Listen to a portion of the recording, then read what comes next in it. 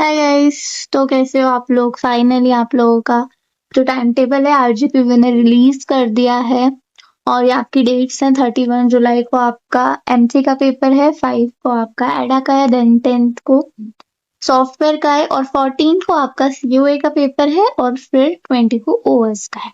ठीक है, तो अभी फिलहाल अपना जो भी हो गया है, ठीक है, मैं आपको बता रही हूँ कि सीओए में अपने को 3 दिन की भी छुट्टी मिलने वाली है ना, और ओएस में अपने को 5 दिन का मिलेगा। तो अभी अपन पहले क्या करेंगे कि एग्जाम के पहले पहले अपन सीओए पूरा कर लेंगे, क्योंकि उसमें टाइम लग सकता है ना। टाइम नहीं लगेगा, दिक्कत यह है कि फिर 3 दिन बचेंगे तो तुम्हें उस टाइम पर अच्छे रिवीजन करने को मिल जाएगा। ओएस भी अपन कर लेंगे, है ना। ओएस का भी टेंशन मत लो। अब बात आती है कि इनको पढ़े कैसे। ठीक है, तो पहले अपन सीओए का देखते हैं।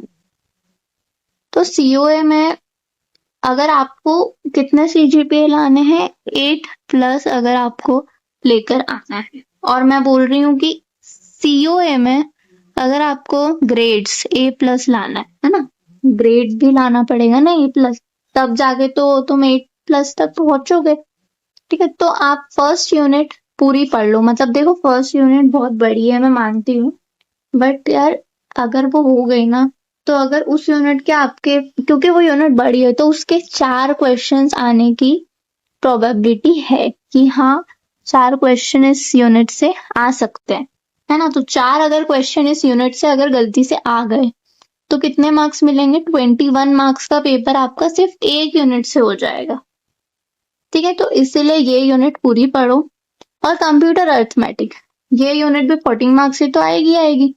तो ये यूनिट की अच्छी बात ये है कि ये छोटी है ना, और इसमें जो है वो है, कुछ चेंजेस नहीं आएगा। न्यूमेरिकल जैसा परफॉर्म करना है वैसे ही होगा, कोई घुमा फिरा के नहीं पूछते। तो ये यूनिट अपने को पूरी करना है, कुछ भी नहीं छोड़ना है इस यूनिट में, एक टॉपिक भी आपको स्किप नहीं करना है। अब आता है आईओ ऑर्गेनाइजेशन यूनिट 3। तो ये यूनिट भी छोटी है ना, और ये भी 14 मार्क्स का वेटेज कैरी करती है। तो अपने को ये यूनिट भी पूरी पढ़ना है, इसमें से भी अपने को कुछ भी नहीं छोड़ना है। अब आती है मेमोरी ऑर्गेनाइजेशन। इसमें न्यूमेरिकल्स हैं थोड़े से, तो वो भी आ सकते हैं और थ्योरी भी आ सकती है। तो अगर 4 यूनिट भी अच्छे से पढ़े तो आपके A+ आ सकते हैं। ठीक है, फिर अगर जो बच्चा ऐसा है कि अरे एंड एंड में मजे मजे में पढ़ लेंगे, तो वो पांचों देख लेना वन शॉट। पर जिसको एक्चुअली A+ लेकर आना है, वो इस तरह से पढ़ लो, या इस तरह तुम्हारे हिसाब से 4 यूनिट तुम पढ़ लो। ठीक है, पर पढ़ रहे हो तो ऐसा नहीं कि ऊपर ऊपर से पढ़ लिया, अच्छे से पढ़ना सब। ठीक है, अब अपन ओएस का देख लेते हैं। ओएस में इंट्रोडक्शन टू ओएस पूरी थ्योरी यूनिट है, पता है, पूरी थ्योरी। अब जो फाइल सिस्टम, सीपीयू शेड्यूलिंग और इनपुट आउटपुट कॉन्करेंसी और डेडलॉक, ये यूनिट में 3 पार्ट हैं और इसमें कितने हैं? 2 पार्ट हैं। तो मैं एक सजेशन दूंगी कि ये जो यूनिट 2 है ये पूरी पढ़ लेना, छोटी है और वेटेज भी अच्छा है इसका। कभी कभी 3-4 क्वेश्चन आ जाते हैं इस यूनिट से, तो अपना तो फायदा है ना। और यूनिट 3 पढ़ लेना। यूनिट 3 सीपीयू शेड्यूलिंग अलग है और मेमोरी मैनेजमेंट इसका 2 पार्ट में है ये।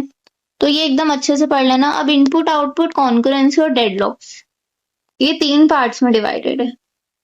तो मैं आपको प्रेफर करती हूँ कि इसमें से डेडलॉक पढ़ लेना, है ना। और जिसको मन हो वो पूरी भी पढ़ सकता है, ट्राई, है ना। और फिर उसके बाद जो सिर्फ डेडलॉक पढ़ रहा है, वो क्या काम करेगा? वो इन दोनों में से जो यूनिट 1 और यूनिट 5 है, ये दोनों पूरी थ्योरी है, रट्टा मारना है अपने को, यही बोलते हैं इसको। तो वो यूनिट 5 या यूनिट 1 में से कोई सी एक यूनिट एकदम अच्छे से पढ़ लेना। मतलब अगर तुम 3 यूनिट पढ़ रहे हो या 4 यूनिट पढ़ रहे हो, तो वो इतने अच्छे से पढ़ना कि उस यूनिट में से जो भी आए वो आपसे बन जाना चाहिए, तो ही A+ आएगा। तो ओएस में A+ कैसे मिलेगा अपने को?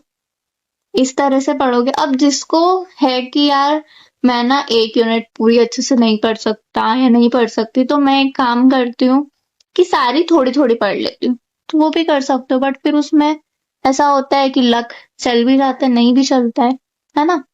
पता चले इस यूनिट से ये पढ़ा था, एक क्वेश्चन आता है दूसरा नहीं आता, इस यूनिट से भी एक क्वेश्चन आता है दूसरा नहीं आता, वो चीज हो जाए, क्या मतलब फिर, है ना। तो 3 यूनिट अच्छे से पढ़ लेना और 4 यूनिट अच्छे से पढ़ लेना। जो बहुत टॉपर है वो 5 यूनिट भी पढ़ सकता है। अब बात आई वीडियोस की, तो वो देखो मेरी साइड से ना वीडियो बन जाएगी, बट वो होता है ना कि एक इंसान है जो अपने इंजीनियर डूड है सर, वो एडिट करे। मेरी साइड से ना वीडियो एडिट नहीं हो रही है ना, तो I am so sorry for this. तो मैं बस रिकॉर्ड करती हूँ, मैं उन्हें दे देती हूँ और वो फिर एडिट करके अपलोड करता है। तो वो इंसान बिजी है, ठीक है, वो एडा भी पढ़ा रहे हैं, M3 भी पढ़ा रहे हैं और सॉफ्टवेयर वो सब मैनेज कर रहे हैं, तो इसीलिए टाइम लग जाता है। बट डोंट वरी, आपके एग्जाम्स है कब है, 14 को 20 को, उसके बहुत पहले ही अपना कंप्लीट हो जाएगा शेड्यूल। नोट्स वगैरह नोट्स वगैरह अगर आपको परचेस करना है तो कर लेना, नहीं तो फिर अपन वीडियोस में से खुद हाथ से बना लेना, ठीक है। हाथ से बनाओगे तो भी बढ़िया, परचेस करोगे तो भी अच्छी बात है, कोई दिक्कत नहीं है, तुम्हारा ही फायदा है ना।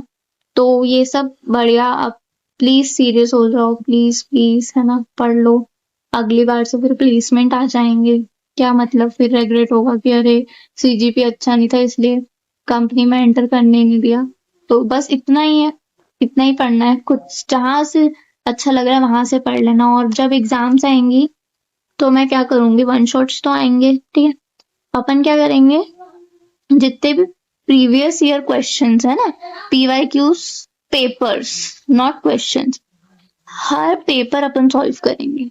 3 नहीं, 4-5 मैं सॉल्व करवाऊंगी, वो आपकी प्रैक्टिस भी हो जाएगी बढ़िया। फिर वो जिसने इतना सब कर लिया उसके गारंटी है कि उसके A+ इन दोनों सब्जेक्ट्स में आ जाएंगे, ठीक है। तो अगर कोई आपके लिए मेहनत कर रहा है, फ्री में आपको इतना सब प्रोवाइड कर रहा है, सो प्लीज रिस्पेक्ट दिस। अगर वीडियो कभी समझ में नहीं आती तो 2 बार देख लिया करो, बहुत ही नहीं है तो फिर अपन वन शॉट वगैरह में आगे करके देख लेंगे, ठीक है। तो आई होप अब थोड़े सीरियस हो जाओगे आप लोग। And thank you very much, thank you for supporting me, thank you.